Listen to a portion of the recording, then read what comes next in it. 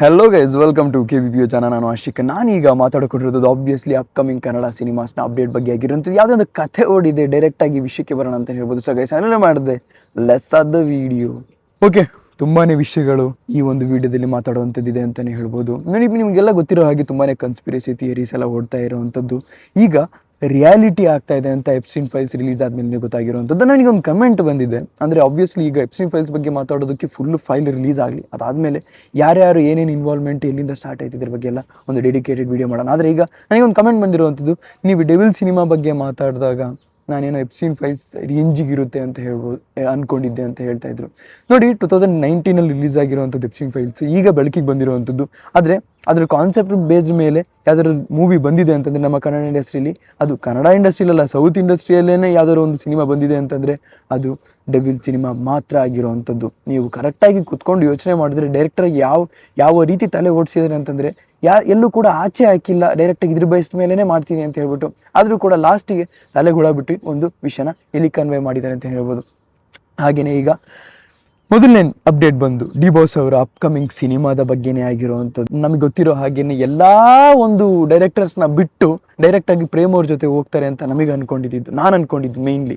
ನಿಮಗೆ ನಾನು ಹೇಳಿದ್ದೂ ಕೂಡ ಅದೇನೆ, ಇನ್ನು ಯಾವುದೇ ಕಾರಣಕ್ಕೆ ಯಾವುದೇ ಡೈರೆಕ್ಟರ್ ಹತ್ರನೂ ಹೋಗಲ್ಲ, ಡೈರೆಕ್ಟಾಗಿ ಪ್ರೇಮ್ ಅವ್ರ ಜೊತೆನೇ ನೆಕ್ಸ್ಟ್ ಅಪ್ಕಮಿಂಗ್ ಪ್ರಾಜೆಕ್ಟ್ನ ಮಾಡ್ಕೋತಾರೆ ಅಂತ.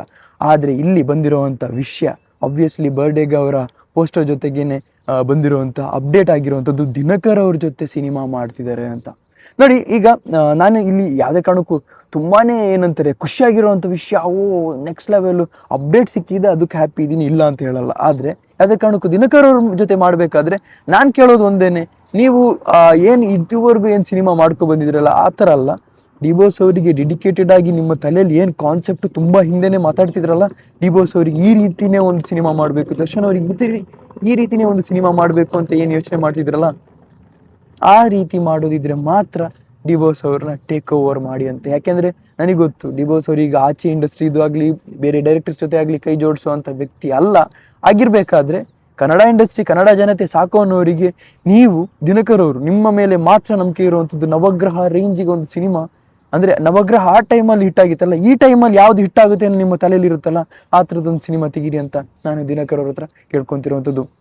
ಹೀಗೇನೆ ಈ ಒಂದು ಡೆಡಿಕೇಶನ್ ಕನ್ನಡ ಇಂಡಸ್ಟ್ರಿಯಲ್ಲಿ ಈ ಥರ ಎಲ್ಲ ಮಾತಾಡ್ತಿರ್ಬೇಕಾದ್ರೆ ಆಬ್ವಿಯಸ್ಲಿ ಯಶ್ ಅವರ ಬಗ್ಗೆ ಮಾತಾಡಲೇಬೇಕಾಗಿರುವಂಥದ್ದು. ರಾಮಾಯಣ ಸಿನಿಮಾಗೆ ಒಪ್ಕೊಂಡಾಗ ನನಗೊಂದು ಡೌಟ್ ಆಯಿತು, ಇವ್ರು ಯಾಕೆ ಬಾಲಿವುಡ್ ಅವ್ರ ಜೊತೆ ಕೈ ಜೋಡಿಸ್ತಿದ್ದಾರೆ ಆ ಥರ ಎಲ್ಲ ಯೋಚನೆ ಬಂತು. ಆದರೆ ಇಲ್ಲಿ ಕಂಪ್ಲೀಟಾಗಿ ಟೇಕ್ ಓವರ್ ಮಾಡ್ತಿರೋವಂಥದ್ದು ಯಶ್ ಅವರಾಗಿರುವಂಥದ್ದು. ಅಂದರೆ ಆ ರೇಂಜಿಗೆ, ಆ ಹಾಲಿವುಡ್ ಲೆವೆಲ್ಗಿಂತನೂ ಒಂದು ರೇಂಜಿಗೆ ಮೇಲೆ ಹೋಗ್ಬೇಕು ಅಂತಂದರೆ ಇವರು ಕೈ ಜೋಡಿಸಿ ಒಂದು ದೊಡ್ಡ ಇಂಡಸ್ಟ್ರಿನ ಕಟ್ಟೋದಕ್ಕೋಸ್ಕರನೇ ಈ ಒಂದು ಯೋಚನೆ ಆಗಿರುವಂಥದ್ದು ರಾಮಾಯಣ ಸಿನಿಮಾ ಆಗಿರುವಂಥದ್ದು. ಆಬ್ವಿಯಸ್ಲಿ ಈ ಒಂದು ವಿಡಿಯೋದಲ್ಲಿ ನಾನು ಟಾಕ್ಸಿಕ್ ಬಗ್ಗೆ ಮಾತಾಡೋದಕ್ಕೆ ಬಂದಿರುವಂಥದ್ದಲ್ಲ, ತುಂಬಾ ಹತ್ರ ರಿಲೀಸ್ ಇರೋವಂಥದ್ದು ಟಾಕ್ಸಿಕ್ ಸಿನಿಮಾ ಆಗಿರುವಂಥದ್ದು. ಆದರೆ ನಾನೀಗ ಮಾತಾಡೋದು ತುಂಬಾ ಇಂಪಾರ್ಟೆಂಟ್ ಆಗಿ ರಾಮಾಯಣ ಸಿನಿಮಾ ಬಗ್ಗೆನೇ ಆಗಿರುವಂಥದ್ದು. ನಿಮಗೆ planet of the apes cinema ನೋಡಿದರೆ ಗೊತ್ತಾಗುತ್ತೆ ಯಾವ ರೀತಿ ಒಂದು ಕಂಪ್ಲೀಟ್ ಸ್ಟ್ರಕ್ಚರ್ನ ಕಟ್ಟಿದ್ದಾರೆ ಅಂತ ಹೇಳ್ಬಿಟ್ಟು. ಸೊ ಈ ಒಂದು ವಿಡಿಯೋನ ನೋಡ್ಕೊಬೇಡಿ, ನಿಮಗೆ ಅರ್ಥ ಆಗುತ್ತೆ ಯಾಕೆ ಈ ಒಂದು ಪ್ಲಾನೆಟ್ ಆಫ್ ದಿ ಏಪ್ಸ್ನ ಆ ಒಂದು ಕಂಪ್ಲೀಟ್ ಡೈರೆಕ್ಷನ್, ಈ VFX ವರ್ಕ್ ರಾಮಾಯಣಿಗೆ ಎಷ್ಟು ಹೆಲ್ಪ್ಫುಲ್ ಆಗುತ್ತೆ ಅಂತ ನಿಮಗೆ ಗೊತ್ತಾಗುತ್ತೆ. ಆ್ಯಂಡ್ ಆದಿಪುರುಷನ ಯಾವುದೇ ಕಾರಣಕ್ಕೂ कंपैरिजन ಕೂಡ ಮಾಡೋದಕ್ಕಾಗಲ್ಲ ಅಂತ ಈ ಒಂದು ವಿಡಿಯೋ ನಿಮಗೆ ನೋಡಿದ್ರೆ ಗೊತ್ತಾಗುತ್ತೆ. जिन लोगों ने प्लैनेट ऑफ द एप्स के मंकीज बनाए, अब वही रामायण की वानर सेना बनाने वाले हैं. देखो, जब आदि पुरुष आई थी, one of the main criticism was of the वानर सेना. Everything felt too gimmicky. In fact बहुत पुराने वीडियो गेम जैसा एस्थेटिक था उसका. Compare that to Planet of the Apes की trilogy. First movie itself spent 5 years in pre-production and another year in post-production. On top of that, they had brought in professionals like Andy Serkis, whose understanding of facial expression for motion capture is unparalleled in the industry. और टेरी notary को भी उन्होंने बुलाया था, जिसको actually app choreographer भी बोला जाता है. इन्हीं की एक्सपर्टीज की वजह से वो एप लाइक मूवमेंट्स मूवी में उभर के आते हैं. इनफैक्ट हर एक एप CGI था, पर उसकी बोन्स, उसका टिश्यूज, उसकी एनाटॉमी, ये सब ध्यान में रखा गया था बनाते समय. एनाटॉमी फिक्स के बाद उन्होंने असली प्राइमेट स्किन एंड असली primate hair scans in models के ऊपर डाले. Compare this to Ramayana movie, they have already spent 10 years in pre-production. They brought on D-Neg and redefined to handle the VFX, and they've also brought in Terry Notary to do the ape choreography. All of this clearly shows the amount of intent and motivation the team has behind bringing the Vanarasena to life, which in my opinion was missing from Adipurush. ಈ thought ಮೊದಲೇನೆ ಬಂದಿತ್ತು. ಇನ್ನು ಇದ್ರ ಬಗ್ಗೆನೇ ಮಾತಾಡ್ತಿರ್ತೀರಾ, ಇದ್ರ ಬಗ್ಗೆನೇ video ಮಾಡ್ತಿರ್ತೀರಾ, ಇದ್ರ ಬಗ್ಗೆನೇ movie ಮಾಡ್ತಿರ್ತೀರಾ ಅಂತ. ಆದರೆ ಇಲ್ಲಿ ಡೆಡಿಕೇಶನ್ ನೋಡಿದಾಗ ತುಂಬಾನೇ ಖುಷಿ ಆಗ್ತಾ ಇದೆ ಗುರು. ಯಾಕೆಂದ್ರೆ ಇಲ್ಲಿ ಹೊಸ ಹೊಸ ಪ್ರಾಜೆಕ್ಟ್ ಹುಟ್ಕೊಳ್ಳೋದಕ್ಕೆ, ಪವರ್ಫುಲ್ ಆಗಿ ಪ್ರಾಜೆಕ್ಟ್ ಹುಟ್ಕೊಳ್ಳೋದಕ್ಕೆ ಸಾಧ್ಯತೆಗಳಿದೆ.